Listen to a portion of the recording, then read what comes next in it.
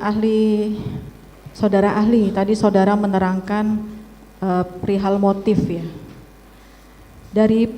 Dari berbagai macam motif, tadi kan motif mengenai harkat dan martabat, motif persaingan percintaan, bisnis, terus apa lagi satu lagi tadi? Bisa karena dendam. Karena dendam. Nah, ahli kan sudah menerima mengenai garis besar kejadian yang terjadi tanggal 8 Juli tersebut ya. Menurut ahli, untuk motif dari berbagai motif ini, bisa nggak motif dari jangka waktu yang sudah diterangkan oleh dalam garis besar itu, kejadiannya sekitar berapa menit itu, bisa nggak motif pelecehan seksual itu menjadi motif dalam perkara ini yang utama? Ya, bisa sepanjang dicukupi dengan bukti-bukti. Bukti-bukti. Karena dari kronologi yang ada adalah pengakuan dari Nyonya PFS. Kalau dari waktu? Dari waktu juga barangkali terlalu jauh ya.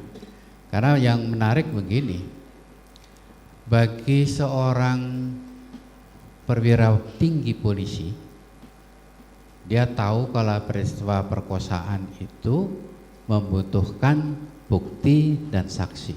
Ya. Satu alat bukti tidak cukup dan harus ada visum yang diperoleh. Tapi tindakan-tindakan itu tidak dilakukan. Tidak dilakukan. Meminta kepada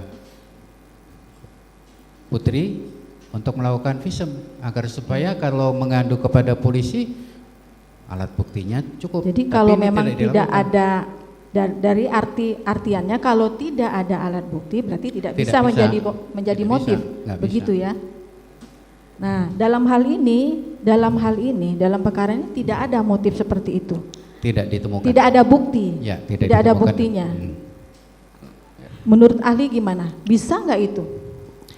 Yang jelas adalah ada kemarahan yang dialami oleh pelaku yang berhubungan dengan peristiwa di Magelang, tapi tidak jelas. Tidak jelas. Tidak jelas. Artinya tidak ada bukti, tidak ada alat bukti yang mengarah ke situ. Ya.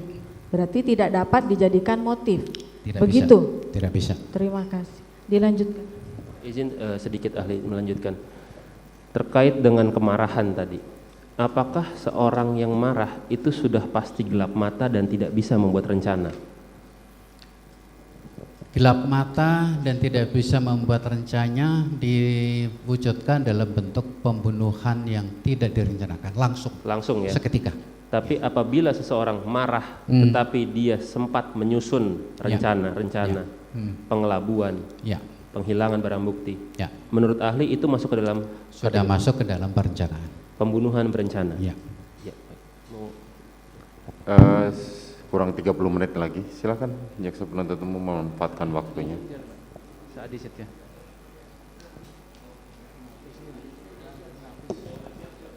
Ya sudah siap aja dulu Pak.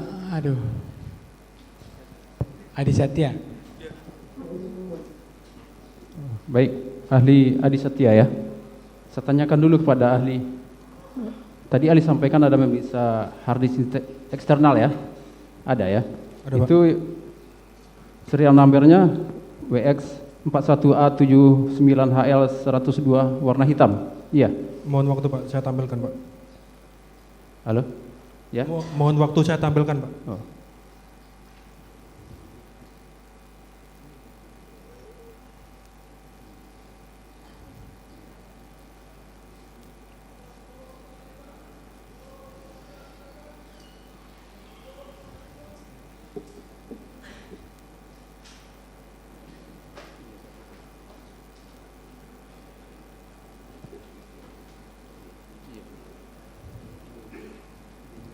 Barang bukti berupa 1 unit hard disk merek Western Digital serial number WX41A79HL102 warna hitam.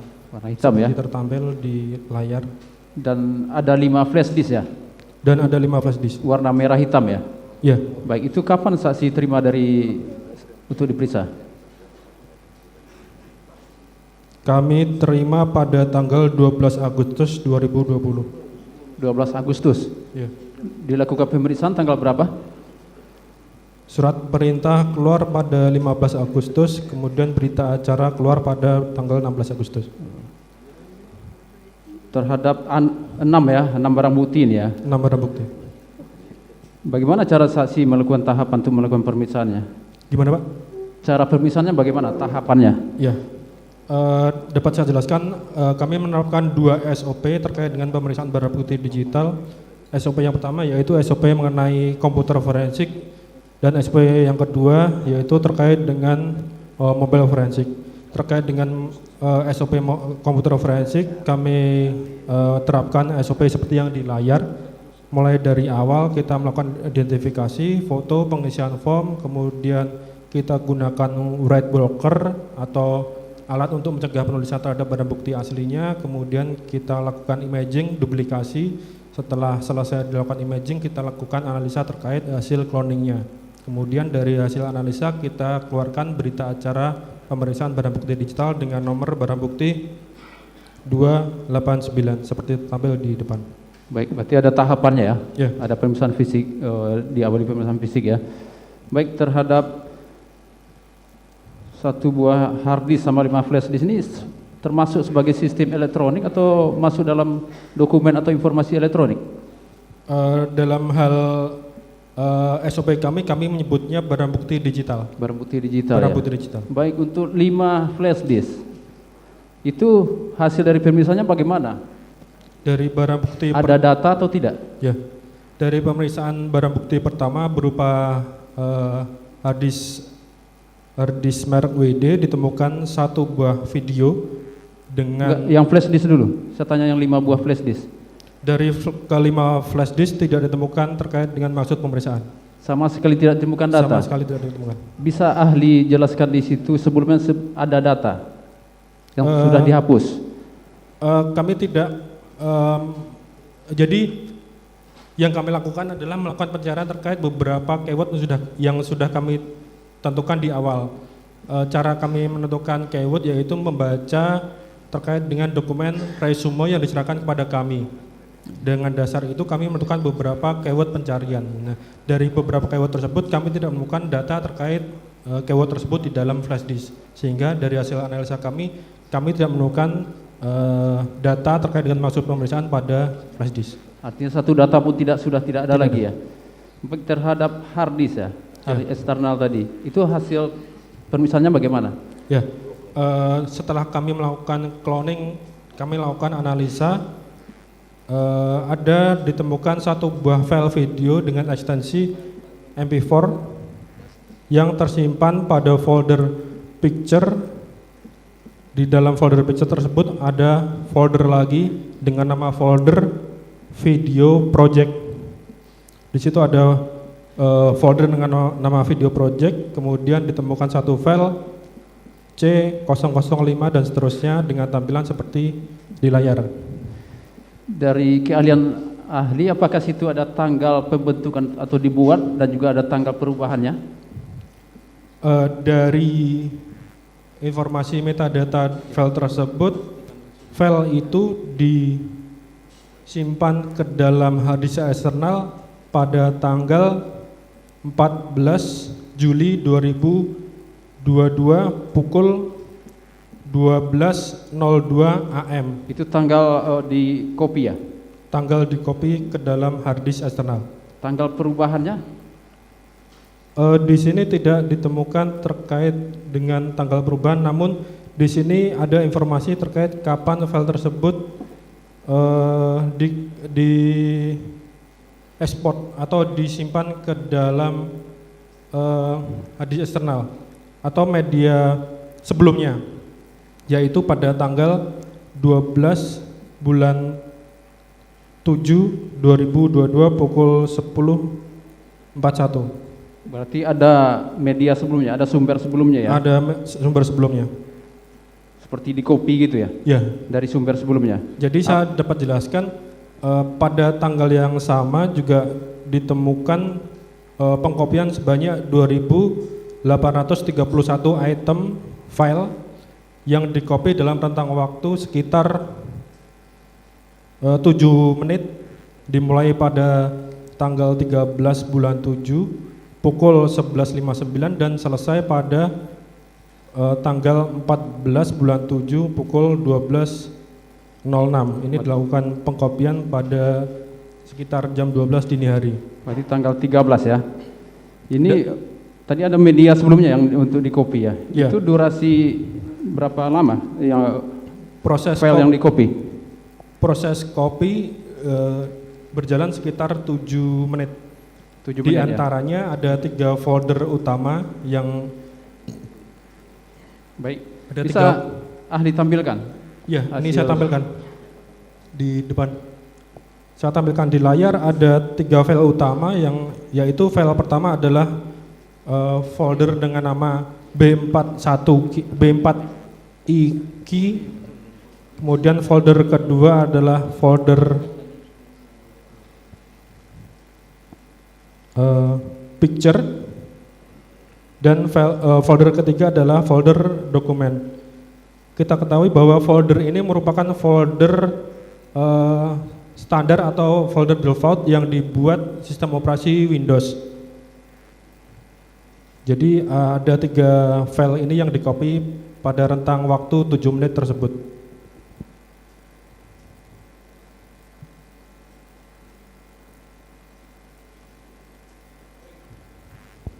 Terhadap file yang dikopi tadi itu sebagai sistem elektronik atau data elektronik atau informasi elektronik?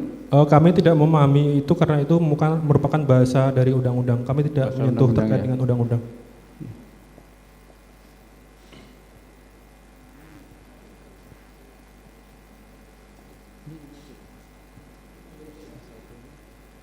Bisa ahli tampilkan? Yang ini? Yang Inavis, mau pindah ke Inavis. Atau mau mungkin saya selesaikan dulu karena ada 10 berita acara, ini baru 1. Ya, silakan jelaskan. Saya jelaskan ya. Kemudian dari pemeriksaan barang bukti dengan STP atas nama Vera, kami lakukan registrasi dengan nomor barang bukti 266. Dari pemeriksaan ditemukan yang pertama adalah beberapa kontak, diantaranya adalah diantaranya adalah kontak dengan nama Sian dengan nomor telepon 62822 sekian 821. Ada kontak yang atas nama terdakwa Ferdi Sambo nggak di situ? Yang Anda identifikasi? Ya, mohon waktu Pak.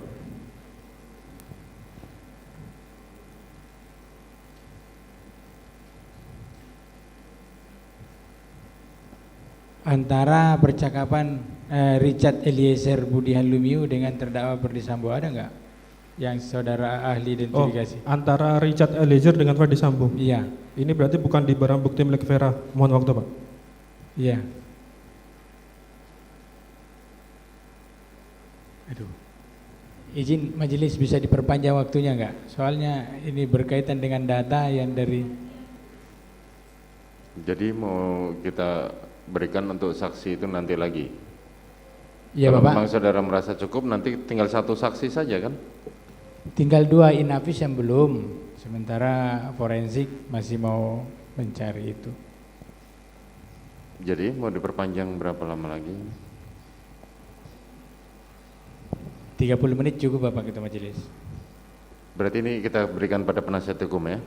Saudara sudah tidak bersak itu? Masih Bagaimana? bertanya sambil bertanya Bapak. Oke. Berapa lama yang dibutuhkan? Untuk Mas berapa lama? Ini sedang saya cari Pak. Karena berita acaranya ada 10 Pak, kami mohon waktu. Kalau memang masih mohon waktu, boleh diganti yang lain dulu. Mas Inavis dulu Mas. Ini kalau berurusan dengan sistem ini. Bisa nggak? Terkonek nggak?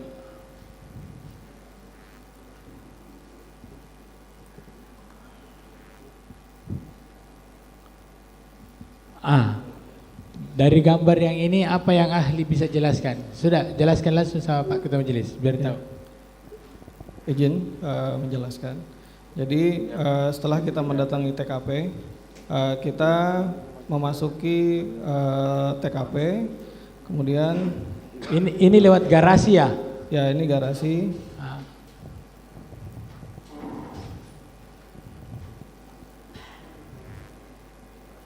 Nah, terus kita masuk.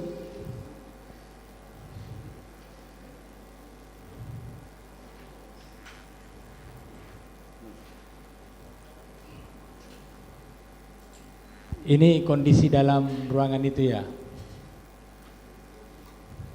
Ini kondisi ruangan di Mati semua. Duren 3. Aduh.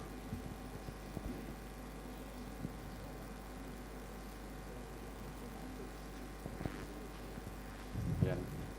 Terus coba jelaskan apa titik-titik ini apa nih? Mati semua.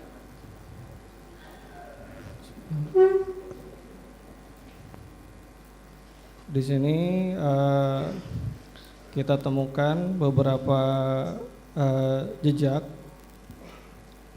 Di sini ada jejak rekoset dari peluru di lantai. Kemudian, nah di dinding ini ada 5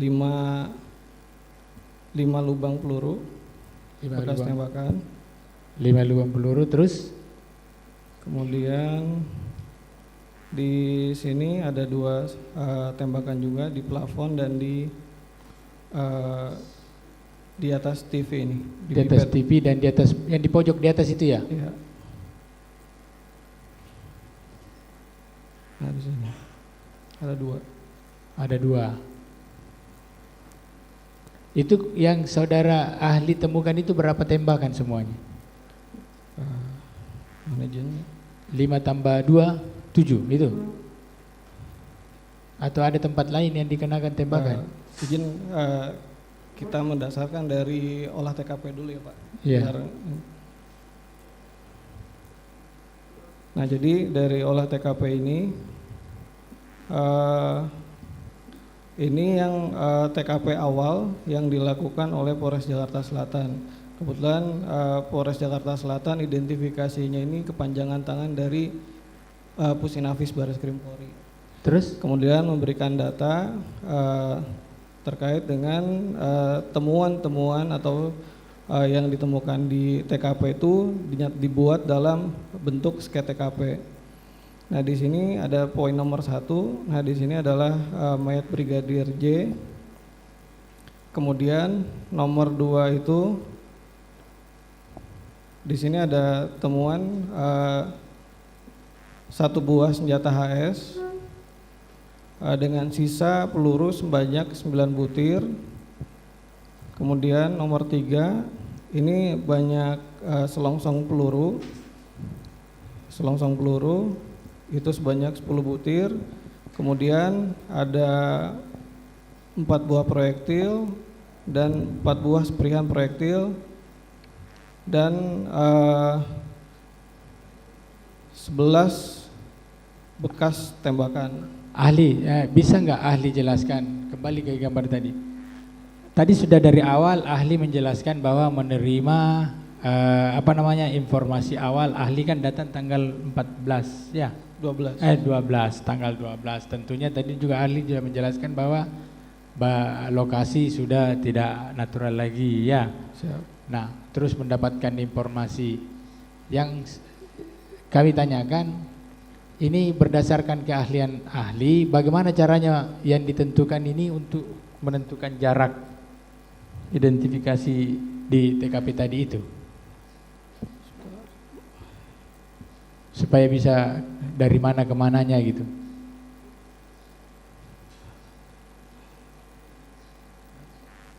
Iya.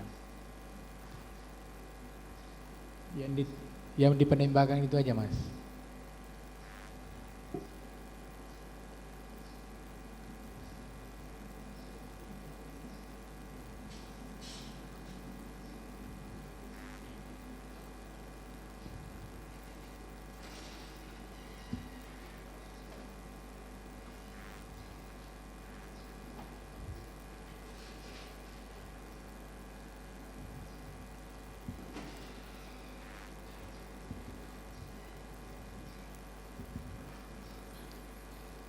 Ini yang ahli lakukan. Ya, ini bersama-sama dengan tim puslapor. Ini menggunakan laser dan benang. Betul, dengan metode laser dan benang. Metode laser dan benang ya. Jadi menentukan jaraknya dengan cara seperti ini ya. Betul. Yang penembaknya sendiri ini berada di mana? Nah, kita menentukan dari bercak atau bekas yang ada, contoh seperti ini. Jadi kita temukan ada rekoset di samping tangga, terus kemudian kita ukur kemiringannya menggunakan laser dan busur juga. Yang saya tanyakan tempat lokasi orang yang berdiri menembak itu dipastikan bisa di mana? Oh, sebentar Pak. Dari hasil analisa ini kita mengecek dengan beberapa rekosetan juga. Ini rekoset ini karena dari lantai ini Pak, dari lantai kita cocokkan juga dengan menggunakan metode laser. Jadi dari sini kita tembakkan, pantulkan ke arah lantai, kemudian melihat dengan berkas yang becak yang ada di dinding. Nah, kemudian ada yang tadi kita lihat di bawah, ini diperkirakan seperti ini arah tembakannya. Oh, jadi dari arah tembakan yang merah itu mantul-mantul ke sana gitu ya? Ya. Terus kemudian yang di dinding seperti ini.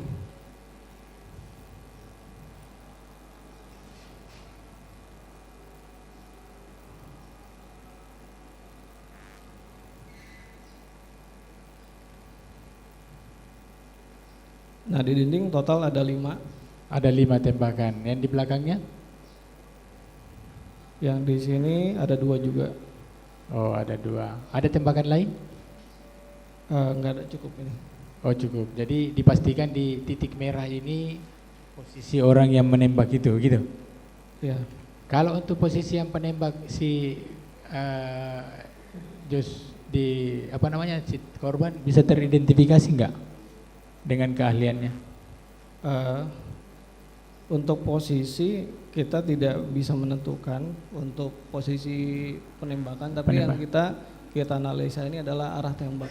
Oh, arah tembaknya yang dianalisa. Jadi arah tembaknya yang ke pintu tadi, ke tangga sama ke pojok sana ya. Ya. Ada 3 arah yang Anda bisa tentukan tadi ya. Ya. Oke. Jadi kalau dari penembaknya sendiri ahli tidak bisa menentukan ya? Ya. Oh, tidak bisa. Apakah ahli juga pada waktu itu melakukan pemeriksaan terhadap senjata? Tidak. Jadi untuk senjata dan proyektil berikut selongsong itu dilakukan oleh tim uji balistik lah. Uji balistik. Terkait dengan arah tembakan yang proyektil yang menempel, masih ada nempel di dinding waktu itu, tidak ada? Masih ada. Masih ada? Masih ada. Proyektilnya apa? Bekas. Bisa diketahui enggak sebagai ahli apa peluru dari kaliber berapa? Kita tidak tahu. Tidak tahu. Cuma hanya mengetahui bahwa itu bekas tembakan gitu ya. Tapi bentuk tembakannya tadi seperti itu yang digambarkannya. Dari bawah ke atas, ya. Terus dari samping ke pintu depan gudang kamar mandi itu, terus dari bawah ke arah balik arah itu ya. Betul. Ya. 10 menit lagi, saudara jaksa penuntut umum. Sudah di sebelahnya lagi. WA.